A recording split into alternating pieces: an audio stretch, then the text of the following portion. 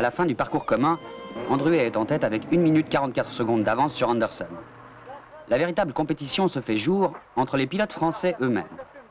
On leur a demandé de gagner, ils feront mieux encore en improvisant une véritable course dans la course.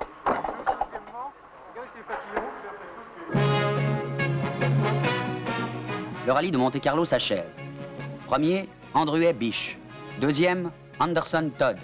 Troisième, Nicolas Vial. 6 Alpine Renault dans les 10 premières places. 20 points au classement.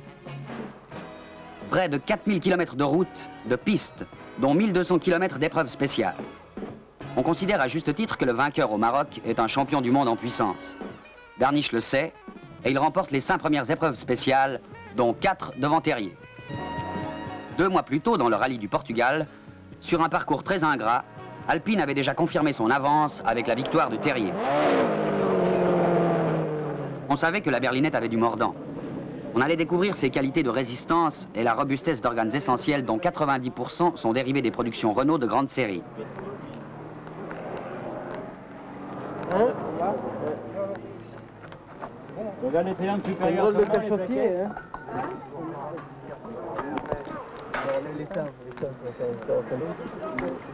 Dans cet enfer du Sud, la suspension, les freins, la boîte de vitesse, l'embrayage, le circuit de refroidissement, la direction des Renault 12 ou 16 qui équipaient les Alpines ont tenu.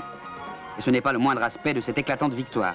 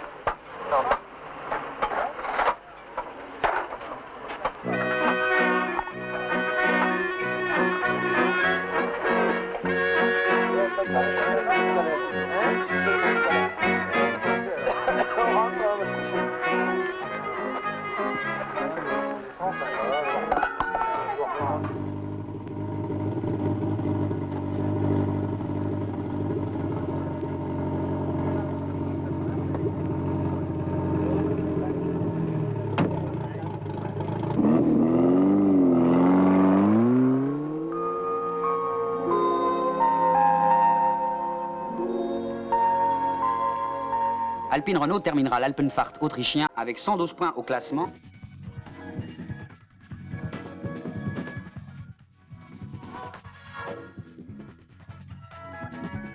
Le Tour de Corse allait prendre fin après 10 rallyes internationaux, 346 épreuves chronométrées et 29 621 km de course sur le triomphe des Alpines Renault.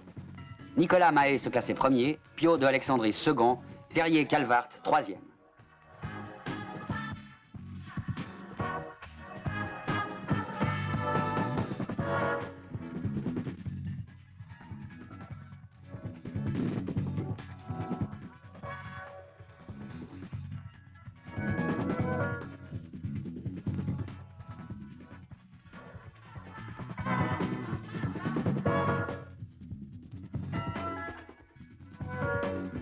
Cinq voitures bleues dans les 6 premières places.